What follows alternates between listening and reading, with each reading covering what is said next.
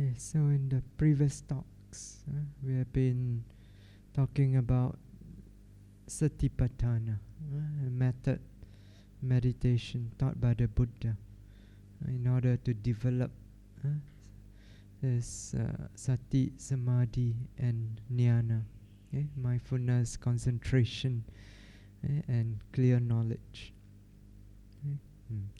So Satipatthana means the mindfulness that is firmly established. This means that this mindfulness is so well developed that it is occurring with unbroken continuity. So it's occurring moment to moment to moment with strength, with momentum, with precision, with clarity, with regards to nature of the object. So this is a type of mindfulness that we want to develop in our practice. And mindfulness itself refers to this wholesome, pure awareness, awareness that is untainted, undefiled by any mental defilements. It is this deep awareness that sinks or immerses into the object, allowing the mind to explore nature of the object thoroughly and deeply. So it is also this unforgetful awareness, unforgetful awareness that brings the object to mind clearly. So, and hold it firmly in the mind, not letting the object out of sight, not letting the attention drift away from the object.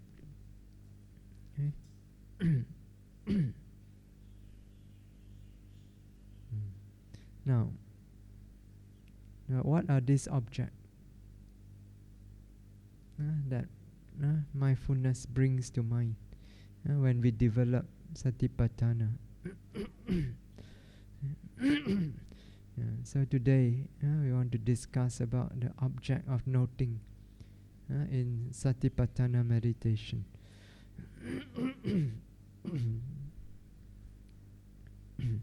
So objects are important for meditation. So when you meditate, you need object. So because without object, you cannot develop meditation.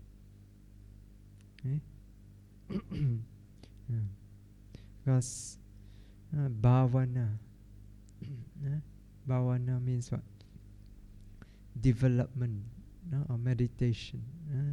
It refers to this development of wholesome mental states. Whole development, cultivating wholesome mental states. In Buddhist meditation, all types of Buddhist meditation, both vipassana and samatha, it leads to a development of wholesome mental states. Never the development of unwholesome mental states. So you find somebody teach you a meditation, after you practice develop some unwholesome mental states. That's not Buddhist meditation.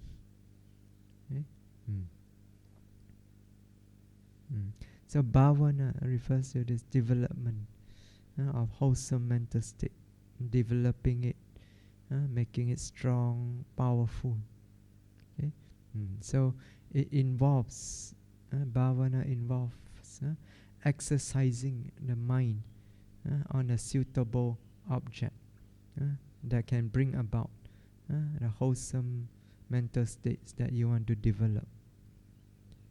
So it's noting the object in order to develop, strengthen and intensify the wholesome mental states. So it involves noting an object. So you need an object when you meditate. Sometimes you hear people say, no need object. No object, then your mind blank. And it's not meditation. Okay? Now, when you learn meditation, any type of meditation, so you need to know two things about that subject of meditation, okay? Before you can practice properly. Okay, so first thing you need to know when you practice this meditation, what is the state of mind? What is the wholesome state of mind that you want to develop, okay, through this meditation? Okay, and then secondly, you need to know what is the object that you need to know in order to bring up this wholesome mental state. Okay, so you need to know these two clearly in order to practice properly. Okay? So by knowing the mental state that is developed, you know that when you practice this meditation by noting the object, this is the mental state that's supposed to develop. Okay, not another mental state. Okay, so when you practice this meditation, if another mental state arises, then you know you are not practicing correctly. Okay, so by knowing what object to note, you know where to direct the mind. Okay, you need to know where to direct the mind. Okay, so and which means also you know where not to direct the mind. Okay, don't direct the mind to note another object. Okay, you'll be wasting time. Okay, so take for example, very popular meditation among Buddhists, more popular than Vipassana. So what?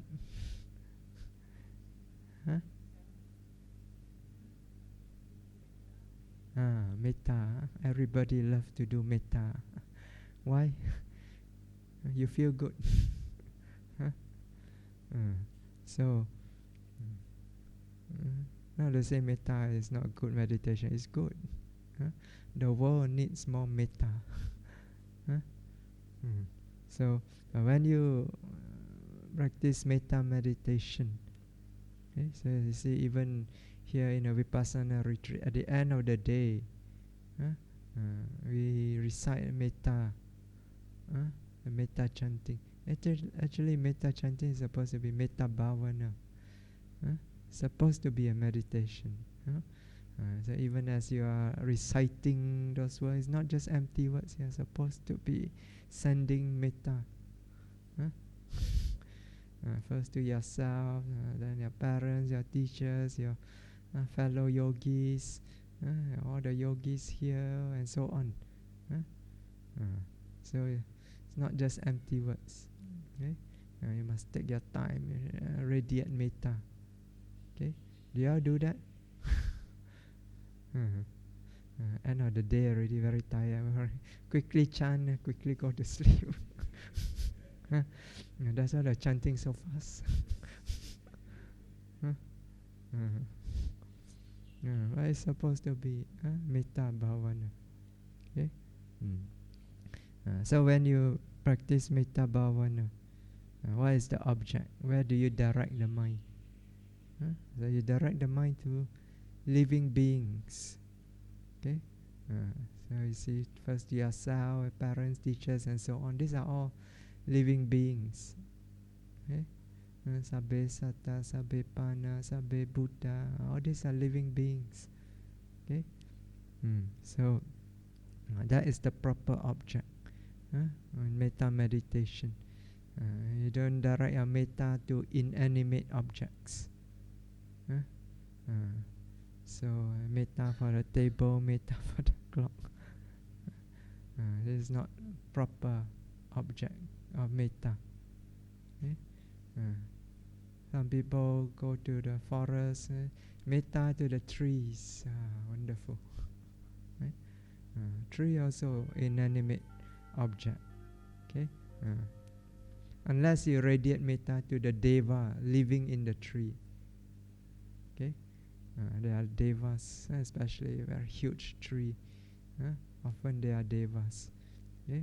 Then you can radiate metta to the ruka deva, the tree deva. Okay? That is a living being. Okay? That is a proper object. Right? And then, so as you direct the mind to all these beings, what is the mental state that's supposed to develop? This one very straightforward. It's called metta bhavana, development of metta. So that is the mental state. You must know what is metta. Not just empty words. Be well, be happy. Okay, be well, be well. Metta is that genuine wish for the well-being of a being, of a person. Okay, so when you say, may you be well, happy, peaceful, you must really feel it in your heart, not just empty words. Okay, so it must really come from the heart. Okay, that feeling of metta, that wish for the well-being of the person. Okay, so when you are practicing metta meditation, this wish, this genuine wish, must keep coming up from your heart and directed towards whichever being you are radiating the metta to. Okay, you see, metta is a wholesome state of mind. Okay, but if you, when you direct the mind to the person, instead of metta, you find attachment arise, or lust, desire arise, then it's unwholesome. Okay, it's not the mental state that's supposed to develop. That means you are practicing wrongly. Okay, so you have to readjust. Maybe don't take this person as the object. Okay.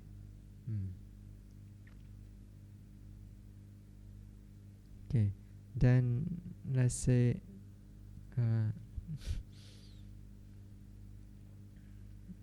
if you practice the asubha kamatana, meditation on the loathsome aspect of the body, right?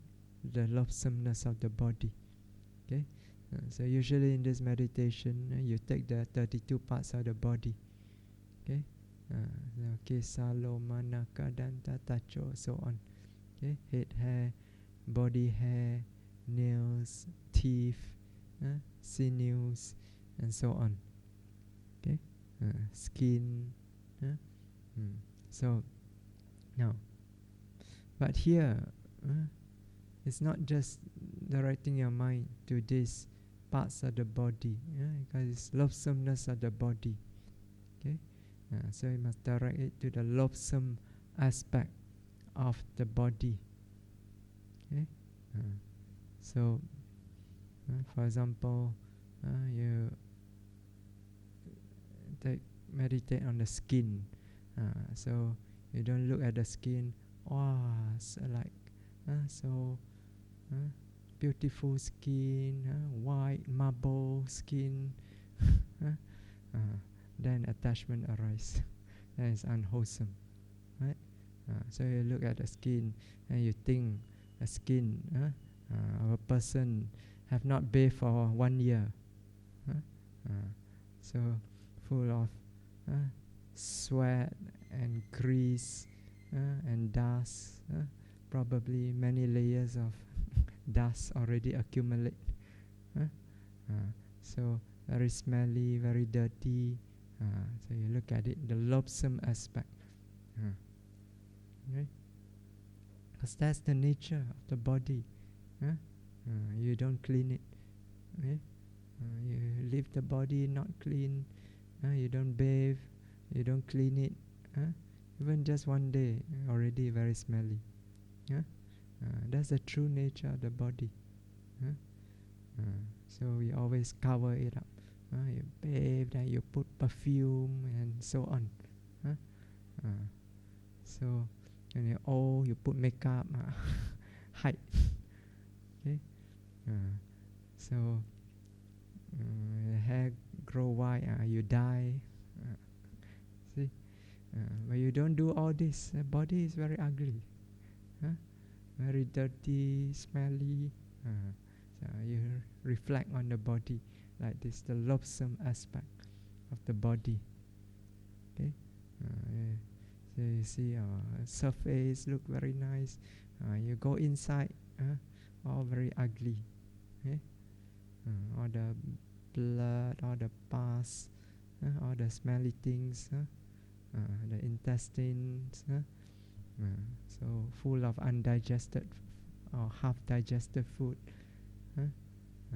So look into all this, there you see the body very loathsome. Okay, so you must direct it at the loathsome aspect of the body. Okay. So when you direct it in this way, what is the mental state that is developed? Yes. Detachment. Detachment from the body. Okay. So detachment is alobha. Okay. So it's a wholesome mental state, a beautiful mental state. Okay. But when you not like this, instead of detachment, you start to hate your body. Aversion arise. Okay? Then it's an unwholesome state. So you are practicing wrongly. Okay? So you must know clearly what object to note and what mental state to develop. Okay? Now, in the case of our practice here, Satipatthana Vipassana meditation. So, what is the mental state that's developed? So it's Satipatthana. So of course, first thing that come to mind, Sati, mindfulness, firmly established mindfulness. Okay, so, but not just mindfulness. Okay, because more important, because mindfulness actually is just a stepping stone. So more important is sampajanya. Okay, sati sampajanya.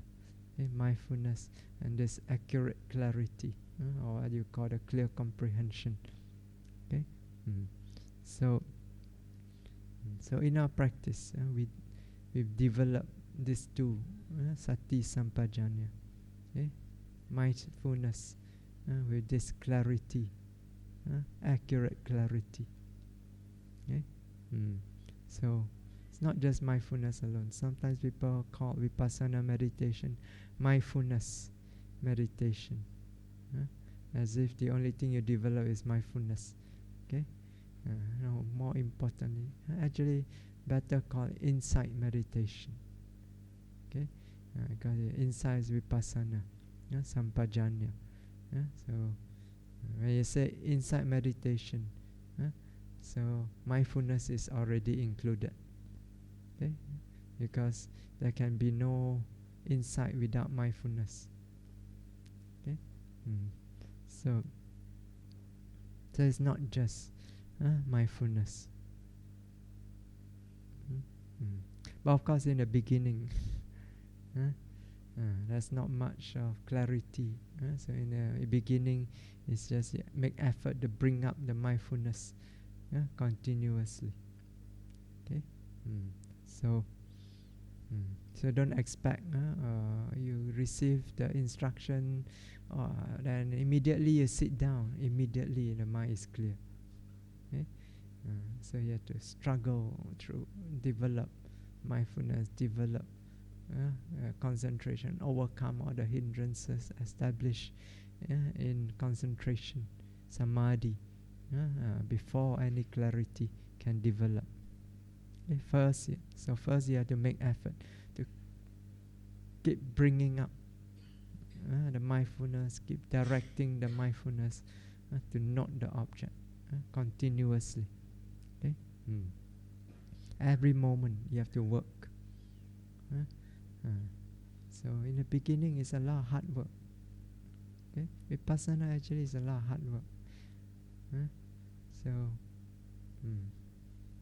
you don't work. It's like you get into a car, you just sit there, the car will not move by itself. You have to step on the accelerator, overcome the inertia, get it going.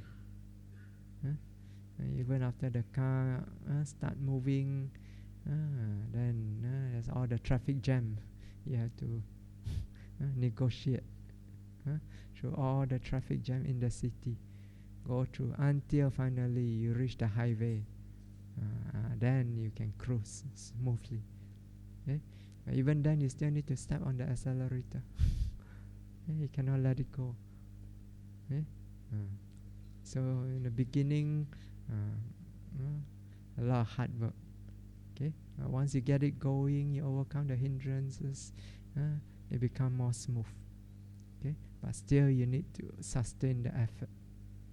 Okay?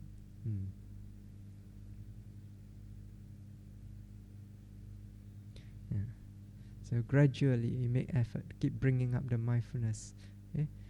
But this effort must gradually lead to development of sampajanya, accurate clarity. That's why the method is very important. Keep directing the mind to note precisely again and again, continuously in the present. Note. Okay? So you note like this, the mind becomes more and more precise, more and more accurate, continuous. Then it leads to this accurate clarity. Okay?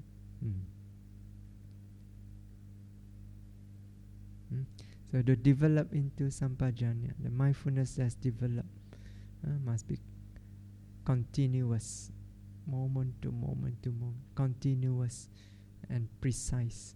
It must be precisely directed every moment to note the 4 satipatthana objects. Okay? The body, feeling, consciousness, and dhammas. Dhamma simply means mental physical nature. Okay? So these 4 objects actually basically they are just nama rupa, mental physical nature. Okay? So the body is rupa. Okay? Vedana and chitta, feeling and consciousness, they are nama. Okay? And then dhamma is both nama and rupa. Okay? So basically all these 4 objects are just nama rupa. So you direct your mind, direct the mindfulness to note the nama rupa continuously, moment to moment, precisely every moment. Okay? So you direct the mind this way gradually. It leads to a development of sampajanya. So sampajanya is this is an accurate clarity. So accurate clarity that discern precisely, exactly as it is the nature of the object. Okay?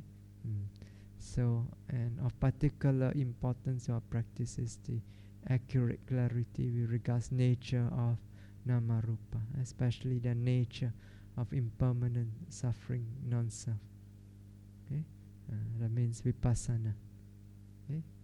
Vipassana is the clarity of mind that discern nature of impermanent suffering non-self. Okay? So sampajanya vipassana, it's the same. Okay? Vipassana is sampajanya.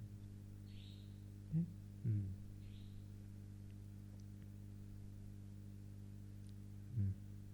No, but to develop insight into impermanent suffering non-self, okay, you need to note the right object, the object that has the nature of impermanent suffering non-self. Okay. So what is the object that has this nature, impermanent suffering non-self? So you look in the suttas. So in the suttas, the Buddha is constantly talking about impermanent suffering non-self. Okay. So you look at the sutta. Every time Buddha talk about impermanent or suffering non-self, what is he referring to? Impermanent suffering non-self or what? So you look at the sutta, it's always referring to the 5 aggregates, or the 6 sense bases, or the elements, both the mental, physical elements. Okay, so these aggregates, sense bases, elements, these are all various classification, various ways to classify what we call the ultimate reality, the Paramatta Dhamma. So depending on the audience whom the Buddha is addressing the teachings to, so some understand better if we talk about it in terms of 5 aggregates. So the Buddha talk about 5 aggregates. Some understand better if we talk about the 6 sense bases. So in that sutta, Buddha talk about 6 sense bases. So you always address what is suitable to the audience. But all of them actually refers to this ultimate realities, the mental, physical nature. So in order to develop vipassana, so because it is this object, the aggregates or sense bases or elements, that impermanent suffering non-self. So to develop vipassana, the insight into impermanent suffering non-self, you need to direct the mind to contemplate, to note these ultimate realities.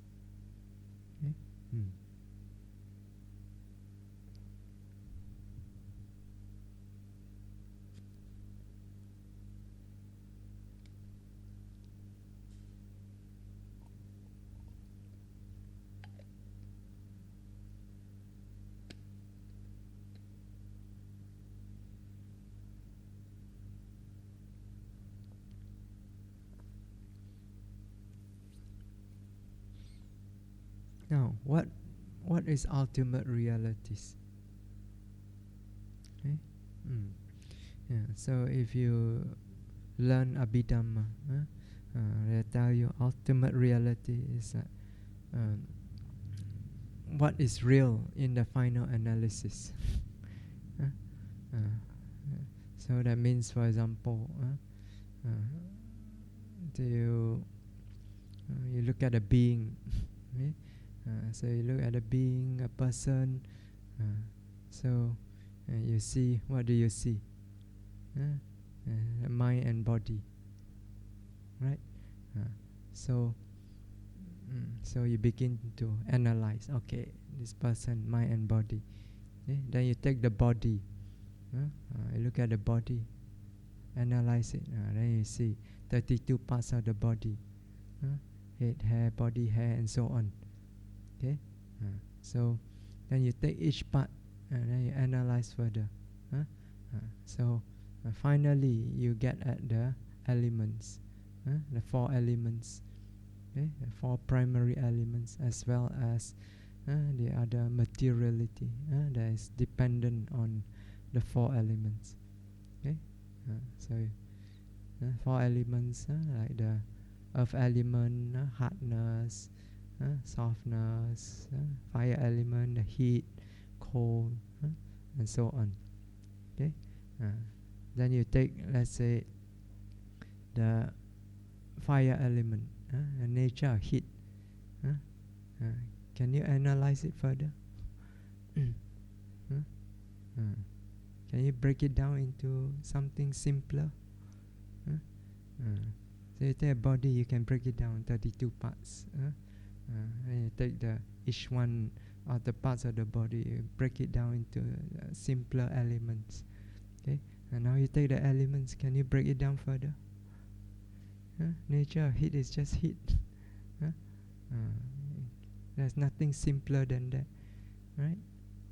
Nature of hardness is just hardness. Nothing simpler than that, right? So in the final analysis, they are just this.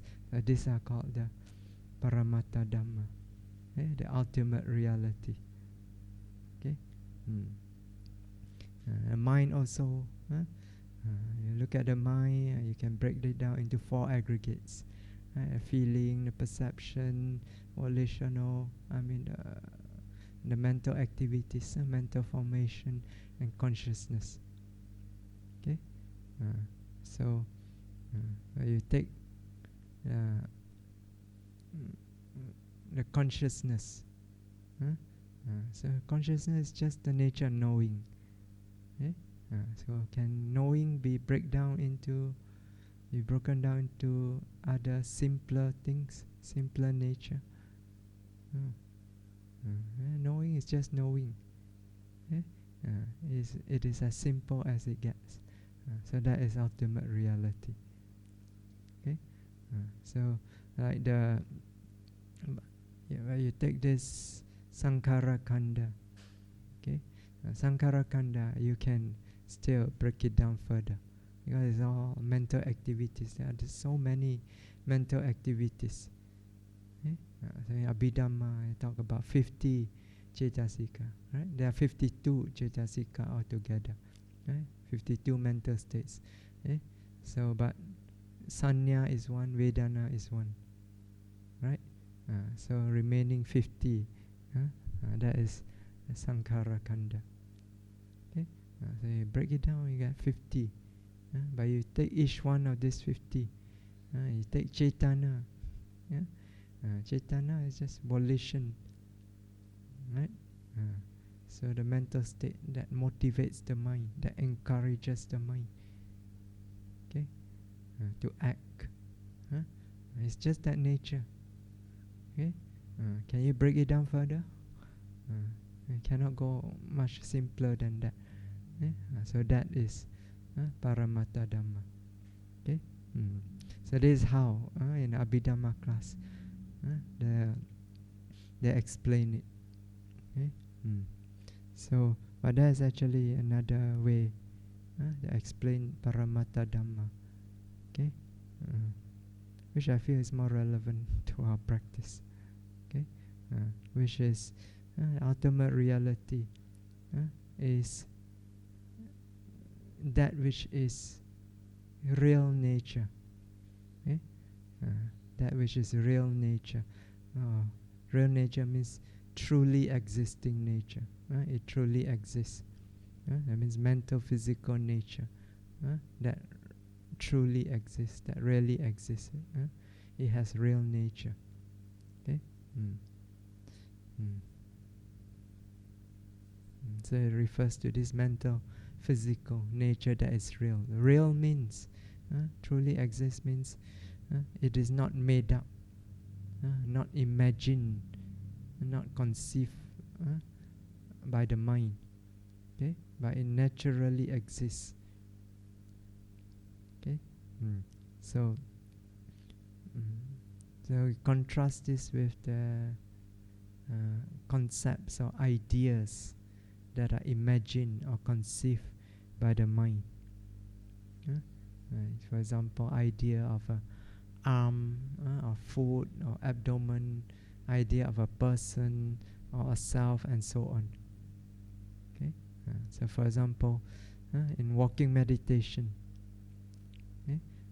the walking meditation, you really note properly, moment to moment. You note continuously lifting, pushing, and so on. Okay.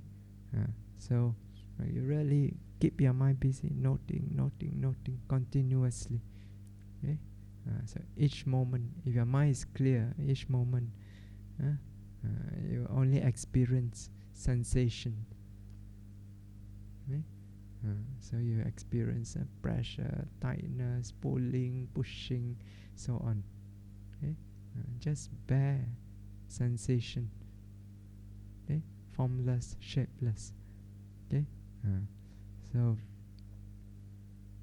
but if you do not note properly, do not note continuously, you still experience the sensation, but you experience it superficially. It's all a blur, not precise, not clear, all blur. Yeah, but you still experience it. Okay. Then, instead of discerning each sensation that arises each moment precisely, clearly, you take all this, the superficial experience of the sensation. Okay. Actually, it's not you take, the mind itself take, because the mind is in a habit, strong habit. Everything that it experience, if you do not note immediately, the mind is in a habit. Immediately it takes all this information that is experienced to your senses, it starts to process it, okay? And start to form an idea of what you are experiencing. Then you start to come out idea, this is my foot. My foot is on the ground. Okay? So what you experience directly is just sensation. Okay? But the mind form an idea based on this. This is my foot. And my foot is on the ground. Okay? So this idea of the foot, of the ground, these are all what is formed by the mind, okay? Conceived by the mind. So they are called concepts. Okay? So the sensation you experience are real. Okay? The mind experience it directly, without thinking, without forming any idea. It's just in the moment experience it as it is, as it appear to the mind. Okay? So that is real. But the idea formed by the mind, they are concepts. Okay? So they are not real. They do not exist naturally. Okay? They exist only in the mind. Okay? So it exists in your mind. Okay? Not even in another person's mind. Okay? In your mind. Okay? So what the mind experience directly, is sensations. These are real. So these are the ultimate reality. Ultimately, this is what is real. Okay? So, but the idea that the mind form about the sensation, idea of the foot, idea of the ground, the floor, these are concepts. They are not real. Okay?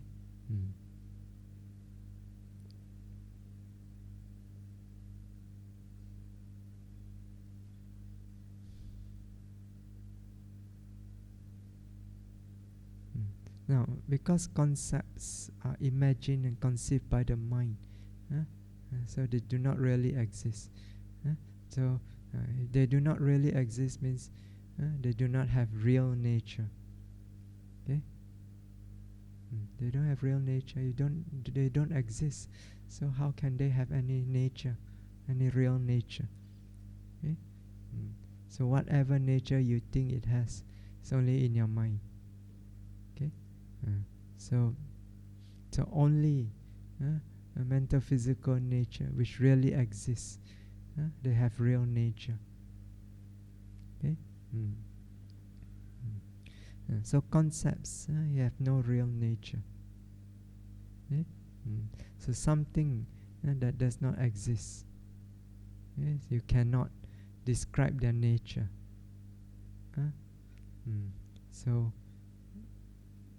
for example, if I don't have a car, right? So I don't have a car. So then I come and ask you, what is the color of my car? Is it blue? Is it red? Is it yellow? So does it make sense? Doesn't make sense, right? So because the car does not exist, so you cannot describe a quality or something that does not exist. Okay, so concept does not exist.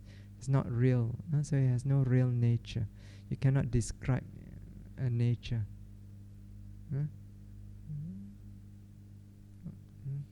So you cannot say that this is impermanent or suffering or non-self. Okay, so so only what is real can be described as impermanent, suffering, and non-self. Okay, so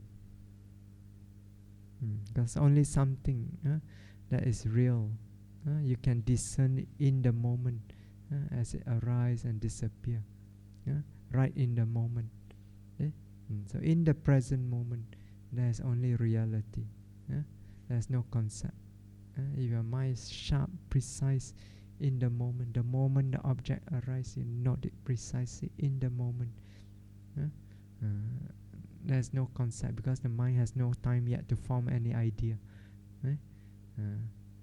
So you know it right there, and there is only nature.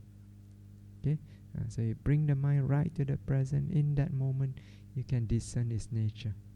Okay, because it's really there in the present. The concepts are not there yet. The mind hasn't formed. So, so in the moment, you can discern. It arises, it disappears. It is impermanent. So it does not exist. Then what is it that arises and disappears? Concept does not arise. Concept is not real. It's not there. You note it in the present, it's not there. It doesn't arise, doesn't disappear. Later on you form an idea. That is just an idea in the mind. So you can't say it's impermanent. Even if you think it arise, disappear, it's only your imagination. You imagine it arise, imagine it disappear. So then whatever insight you say is also conceptual insight. So only by noting what is real, real mental physical nature, you can develop insight into impermanent suffering non-self. So in your practice, you need to make sure that you are noting the right object. So if you note concepts, you cannot develop insight, no matter how long you note.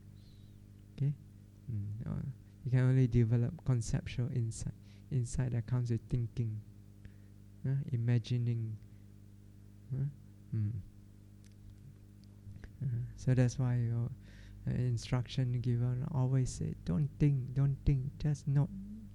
Note it as it is. Be completely open to the experience. Don't analyze. Don't think. Just see it exactly as it is, and in the present. You have to keep training the mind to come again and again and again to the present. Where the mind has no time to think.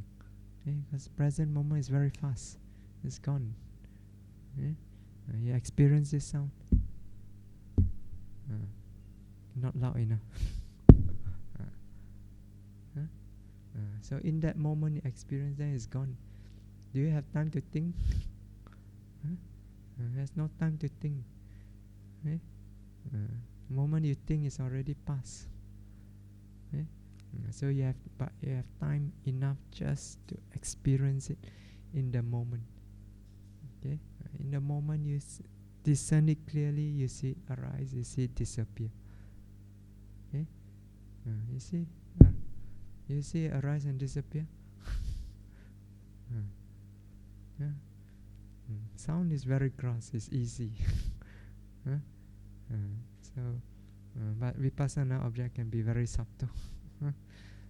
That's why you need samadhi to really penetrate through and see the subtle moment to moment arising, disappearing. Okay?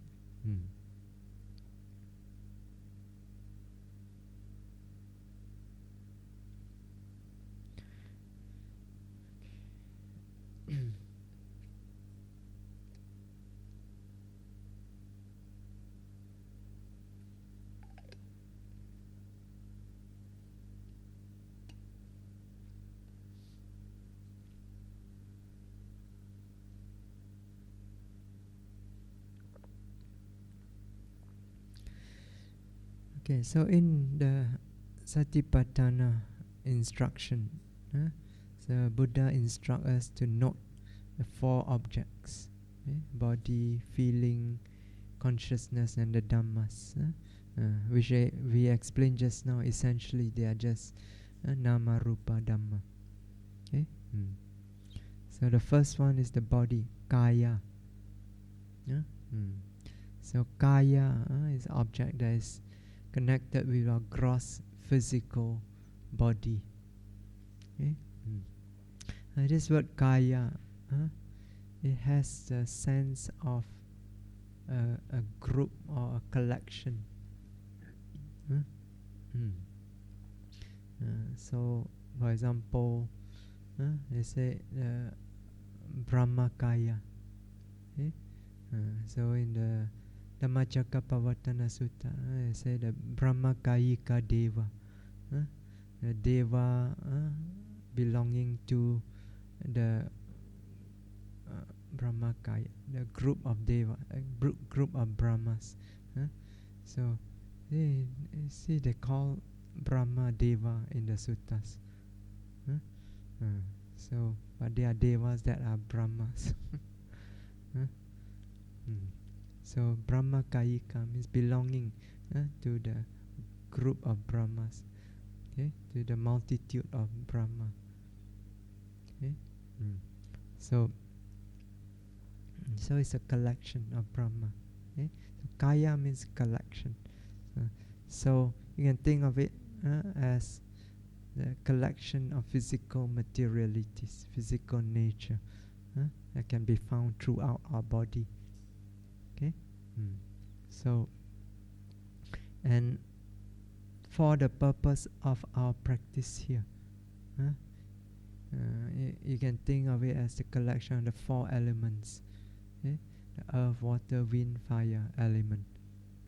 Okay? Because in our practice, that's what we note. When we note the body, usually we note the elements. Okay? These 4 elements. Okay? So although if you look at the Satipatthana Sutta and the Kayanupassana, okay, so Kayanupassana, Buddha taught many different objects. Okay, I think 14 altogether. Okay, so so one of it is the parts of the body, the 32 parts of the body. Okay, and then there are also the corpses. So there are different types of corpses, dead bodies, in various stages of decay. These 2 objects involve some degree of concepts. Okay, so but in our practice here, we do not take this as our object. Okay, so but we do take the other objects under Kayanupassana. Okay, we do note them like Anapana, the breathing. So Anapana actually, according to Mahasi Sayadaw, and also actually in the Patisambhidamagga also, it is said. Okay, so you can practice Anapana, not Anapana, as either a samatha object or a vipassana object. Okay, if anapana, that means you just look at the concept in out direction. Okay, so that's how you develop samatha. Okay, but as a vipassana object, you note the elements. Okay, so as you breathe in, breathe out, you can feel the elements. Okay, so now according to Mahasi Sayadaw, when you take anapana as an object, okay, if you take it as a samatha object, you note it at the tip of the nostril, that one little small point here. Okay, but as a vipassana object, as Sayadaw said, you can note it anywhere in the body, as long as it's related to the breath. So like in our case, we note the rising, falling, is connected to our breathing. Okay, you breathe in, it rises, you breathe out, it falls. Okay, so so that's anapana. Okay, but when you note this, what is it? It's actually the elements, right? So especially primarily is the wind element. Okay, other elements can be there also sometimes. Okay, but usually they are not as prominent as the wind element. Okay, so so anapana we do take note it. Then the four posture also we know. Okay, so we do walking meditation. Okay, that's the walking posture. At the end of the walking path, you're not standing. That's the standing posture. Okay, when you sit down, you're not sitting. That's a sitting posture. At night, when you lie down on your bed, you're not lying. That's a lying posture. Okay, then there are also what we call the minor posture. Okay, that means different ways other than the four posture. The other different ways that you find your body, the position of the body. Okay, say like you are turning, so you take your hand up. That's another posture. Okay, these are all called minor posture. Okay, so stretching, bending. Okay, these are also posture of the body. Okay, so you note all this posture in your walking meditation, in your daily activities, in your sitting meditation also. Okay, so but finally, what are they? They are just again elements. Okay, four elements. Then the Sampajana Pabba, the section on Sampajana. So Buddha instructed the yogi to note various activity, daily activity, going forward, returning, looking ahead, looking to the side, bending, stretching, eating, wearing your clothing, and so on. Okay, so these are daily activities, which we also note here. Okay, so this also comes under. Ultimately, you still note the elements. Okay, so when you're noting stretching, for example, you're noting the element involved in the act of stretching. Okay, so this also we note. Then the section on the four elements, of course, very direct. It goes to the four elements. Okay, so finally, all these objects that we note, it boils down to the four elements. Okay, so therefore, for our practice, we can think about kaya, noting the body as noting this collection of the four elements that can be found throughout the body. Okay, but in this practice of kaya nupassana, okay, even though we say noting the body, It's not necessary that you note the entire body, okay, from the top of your head until the sole of your feet. Okay, so because this collection of the elements can be found even in a single part of the body. Okay, you direct your attention to any part of the body. Your mind is clear enough, you can discern the elements. Okay, even the anapana, that one single point here. Okay, you direct the attention there. As the breath goes in and out, you can feel sometimes a very slight pressure at the tip of the nostril. Okay, that is the wind element, the support. You can feel the coolness as you breathe in, the warmness as you breathe out. That's the fire element. Okay?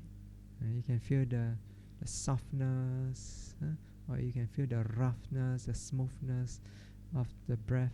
And that's the earth element.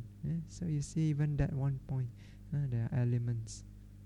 Okay, so not necessary that you note the entire body. You can just direct it to one part of the body. In our case, we're not rising, falling. It's just one part of the body, but all the elements are there.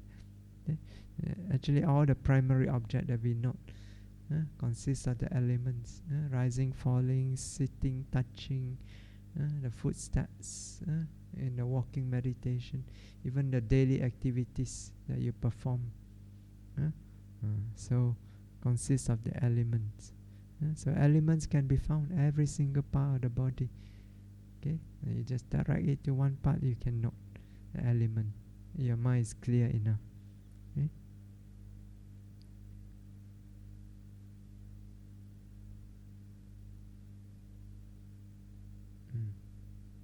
Now, how do we note the four elements in our practice? So when we study the elements theoretically, like in the Abhidhamma class, you study the four elements. You study the name of the elements and its description of the elements, its characteristics, its function, its manifestation, the proximate cause. But these are just names and descriptive words. Okay, so they are just concepts. They are not real. Okay, so in our practice, we don't try to discern them through their name or their description. Okay, you end up thinking. That's why if you have studied all this Abhidhamma, you come to practice, you have to put aside all the things you have studied. Okay, put them aside and just be completely open to the experience in the moment. Otherwise, you'll be thinking about the description, trying to match it to your experience. I mean, a lot of analysis, a lot of thinking. Okay. So in practical experience, we note the characteristic, the nature of the elements as they arise in our practice. As they arise each moment, we take note of it. Okay. So you take note of the nature, what we call the sabhava lakkhana, the natural characteristic, the natural physical qualities that can be directly perceived by the mind. So for example, so right now you sit here, you feel coolness, right? So you're not cool. So what is this? This is nature of the fire element. Okay, so whenever you experience this coolness and you note it, okay, so whether or not you know this is the fire element, okay, that is not important. Okay, so whether you can describe it, this coolness is the fire element, that is not important. Okay? As long as in that moment, when the coolness arises, you're taking note of its nature clearly. Then at that time you are noting the fire element, whether you know it or not. You are noting the fire element. Okay? So knowledge of his name, his description, not important. Okay? Important is in the moment when it arises. You are taking note of its nature clearly. Okay? So that's why you don't need to study Abhidhamma, all this theory, in order to practice Vipassana. You just need to have a clear mind.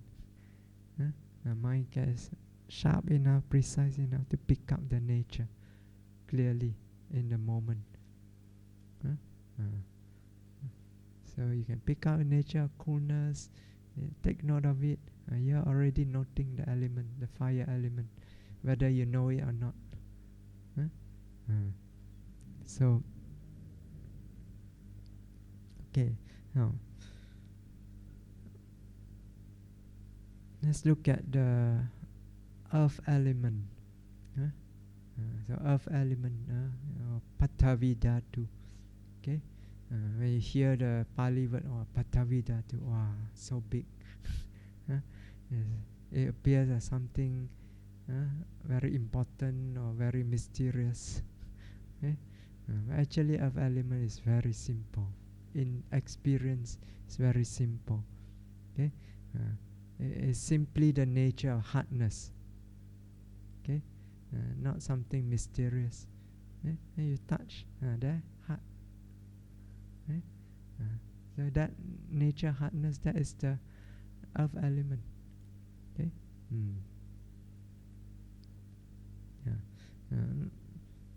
So because what is hard is solid, right? So sometimes it's also called element of solidity. Okay.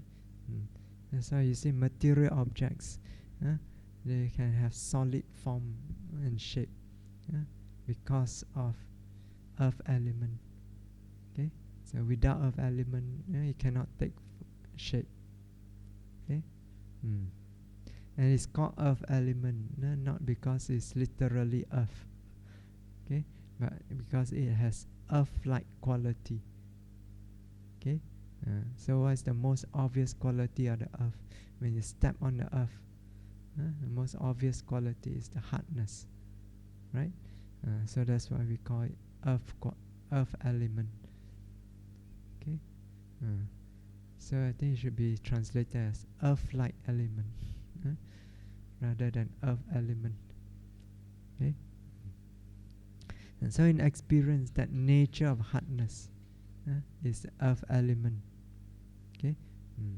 So that quality or nature of hardness itself is the earth element. Okay? You ask you what is the earth element? It's just hardness. Hardness is the earth element. Okay?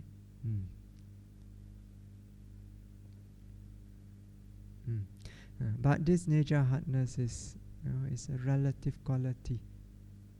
Okay, so different material objects have a different degree of hardness, right? You take a granite and a piece of wood, both are hard. Okay, but which one is harder? The granite is harder. Okay, so compare to the granite, the wood is, even though it's hard, is compared to the granite is soft, right? So hardness and softness are both of element. Okay, so when it's strong, when the earth element is strong, it's intense, it's harder. Okay, when it's weak, is softer. Okay, so this earth element, in fact, all the four elements, they can be found in all material objects. Okay, so it can be found even in water. In the water also there are earth element. Okay, but water in earth. The earth element in the water is very weak. That's why you put your hand inside, you feel it's soft. Okay, Even the air around us, they are earth element. Okay, so but you don't feel as you walk through the space. You don't feel something knocking very hard on you, right? Because the earth element in the air is uh, weaker, in fact, than the earth element in the water. Okay, so every material object, there are the four elements are present. They are present equally. Okay, so even according to Lady Sayadaw, even a beam of light also, there are four elements. Okay, so they are present in everything, in equal proportion. All the four elements must always exist together, because they support each other. They are called sahajata pachaya. They are in a conditional relationship of being of arising together. When one arises, the other three must arise together. Okay? One cannot arise alone. It must always come together. Okay? When one disappears, the other three also disappear. Okay? It's called sahajata. It's a connascent, very big word. What it means is bond together. Okay? They are also anyamanya pachaya, mutuality conditioning, because they support each other. Okay? So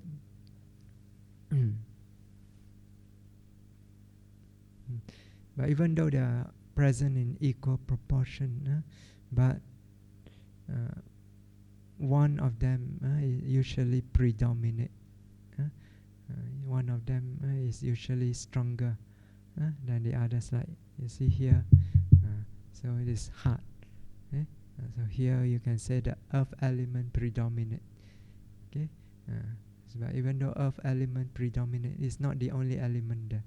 Okay, you can feel the temperature, the coolness. That means fire element is here. Okay, there's certain support there. There's a binding there. That means the wind element, the water element is also present. Okay, but what is clearly present, predominant, is the earth element. The first thing you feel is the hardness. Okay, so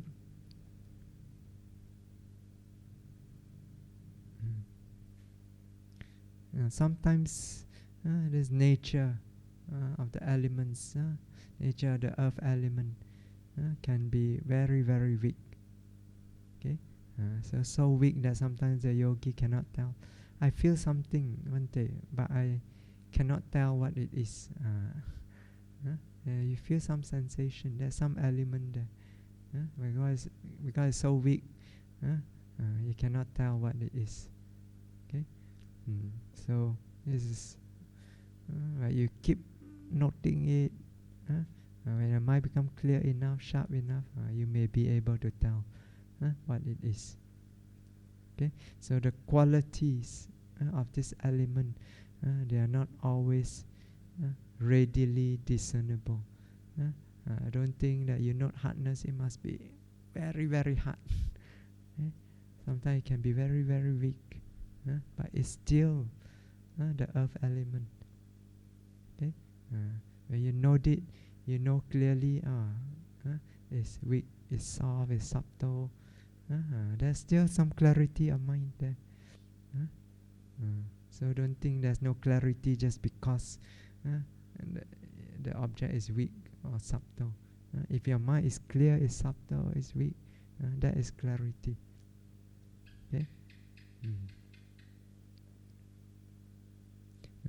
So this nature, hardness of the earth element, hardness, softness, is something very simple.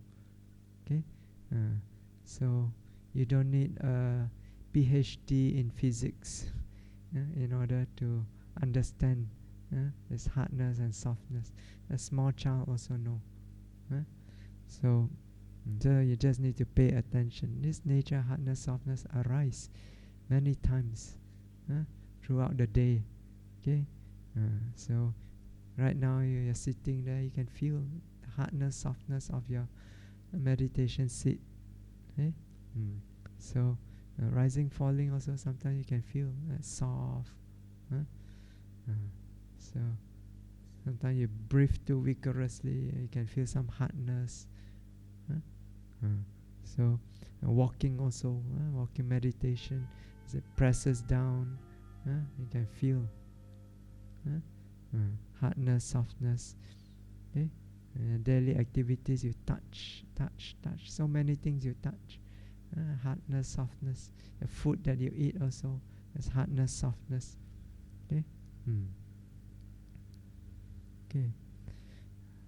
Now, another quality of another nature of the earth element is roughness.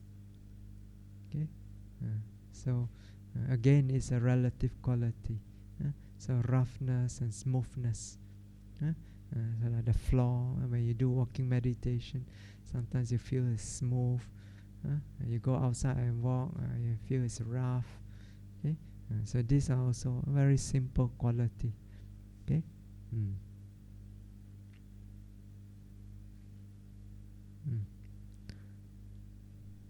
Okay.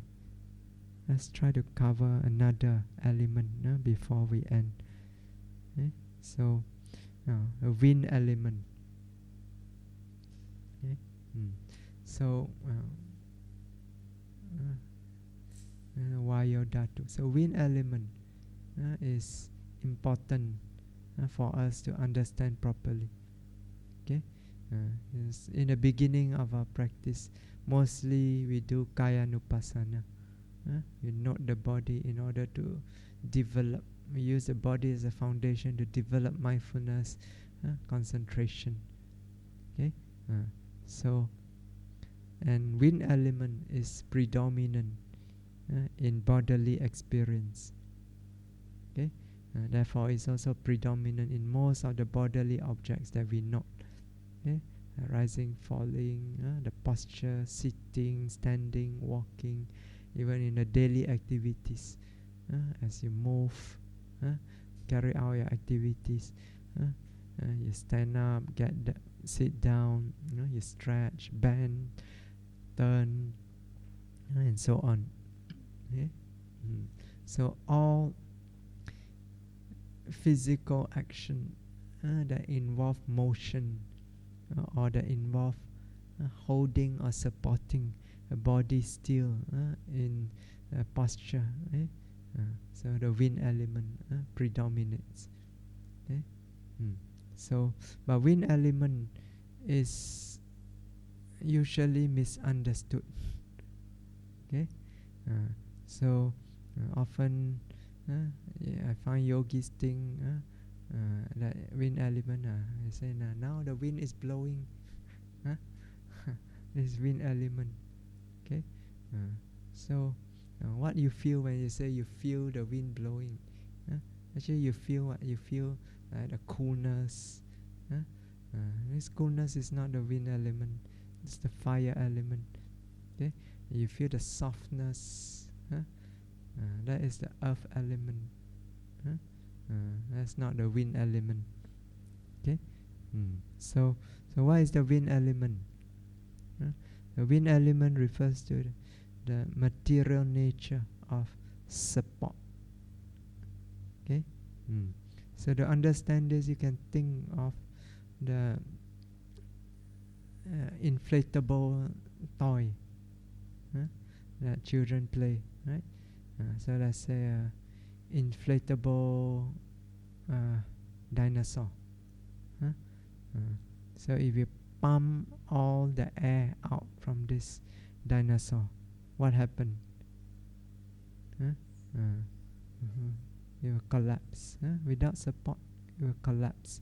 It will be flat on the floor. Okay, so then you start to pump air into it. So as the air slowly goes inside it, what happened? The air begin to support, begin to push from inside out. Okay, so it begin to support. So as it keeps supporting, then the dinosaur begin to take shape. It begin to stand up. Okay, so it takes shape, it stand up due to the nature of support. Okay, so that nature of support is the wind element. Okay, so wind element is not literally the air. It's not the air that you pump inside. It's the support that arises due to the air. Okay, and it's not necessarily air. Okay, you don't even need to pump air inside. You can pump water inside. Also, is support. Right? It's the nature of support. Okay, so like the cushion you sit on. Okay, what do you stuff it with? What? We stuff it with wool, or some people stuff with cloth and so on. Okay, and that gives support. Right? So that nature of support is the wind element. Okay, so in our body also, there's a support. All of you are sitting down. You don't fall flat on the floor. Why? Because there's support. You can feel the support now. So because inside your body, there's first of all the skeletal structure, and then there are also all the muscles. So these are providing support. Okay, the nature of support is the wind element. Okay, so without this support, you fall flat, collapse onto the floor. Okay, so right now you sit, you can feel, right? Something supporting the body up, holding it up. Okay? Even right now, I hold up my hand also, I can feel that's the support, something holding it up. Okay? That force, that is the wind element. Let go of the intention, it just collapse. Okay? You can see the wind element just disappear and then it just collapse. Okay? So you can feel that support. Usually it comes with some sensation like stiffness, especially if it's very, very strong. You feel the rigidity, the stiffness, the tightness. Okay, so and this support, because it's like the air that pushes and gives support. So when it support, it pushes, it gives rise to its related sensation, such as the sensation of pressure, the stiffness, the tightness, and so on. Okay, so these are the characteristics of the wind element. Okay? The support, the pressure. So now, because of this nature of support, pushing, it also causes motion. Causes vibration, rising, falling. Rising, falling, actually the support. Okay, but usually you feel it at first as just motion. Okay, only when the mind is clear you see the support behind.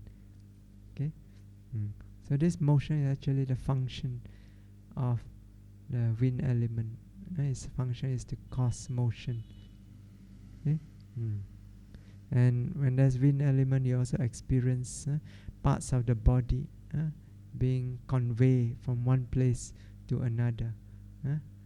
It's clear, for example, in walking, you feel the foot lift up, go forward, place down.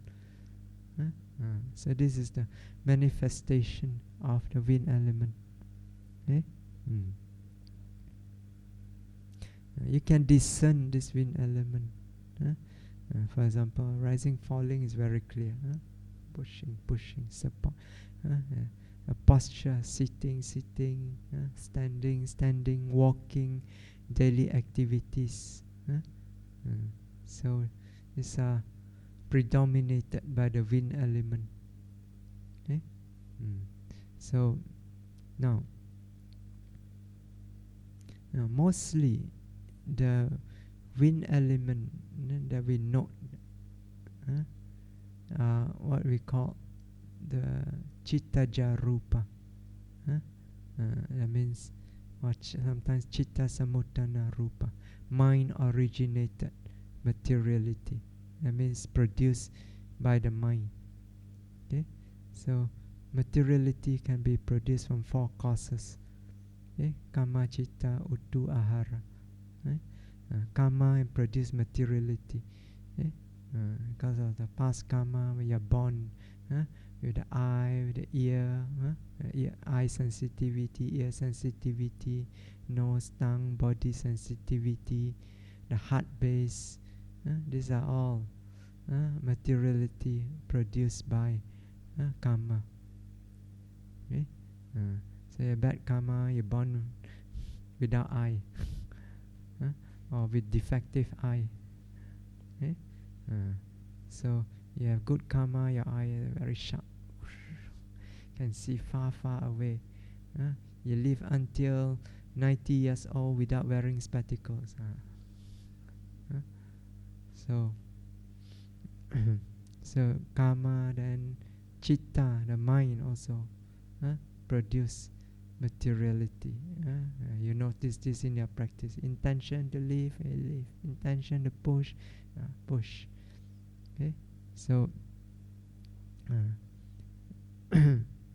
so then karma, chitta also. When your mind, you meditate, very calm, peaceful. You see the materiality in the body. The body also relaxes, become very comfortable. When you're very angry, your blood start to boil, become hot. Your face all start contorting, become red. So it changes the materiality.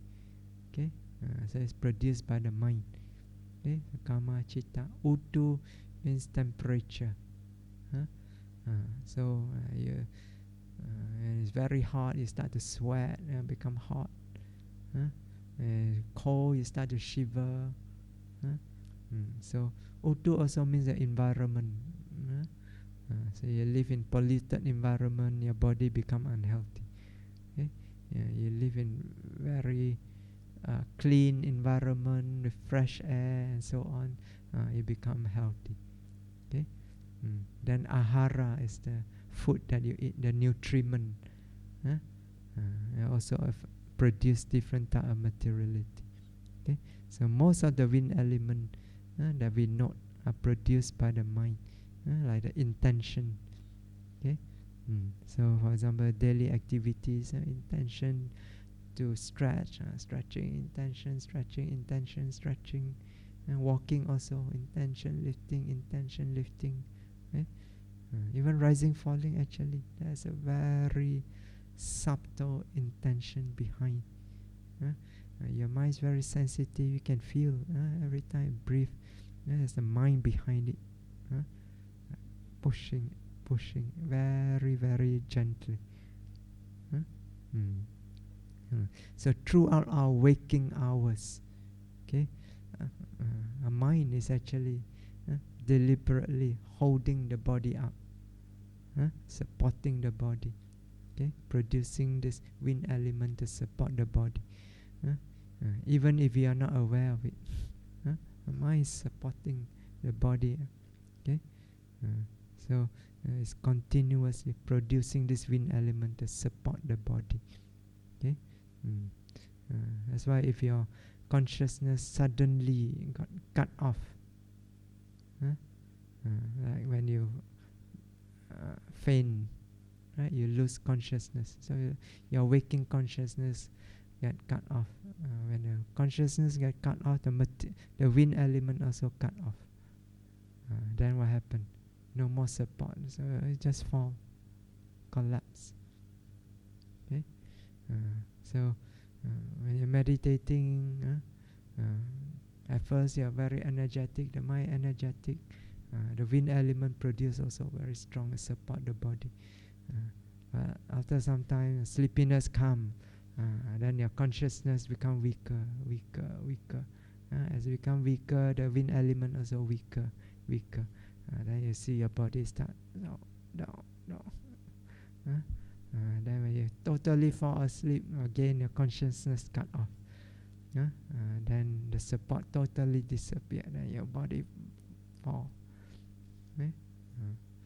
As soon as you fall, you wake up again. So the consciousness return. So the support return again. So you fall and then it pull you back again. See? So you note carefully this process. You can see the cause effect, how the mind is producing this materiality. When the mind disappear, the materiality also disappear. Okay?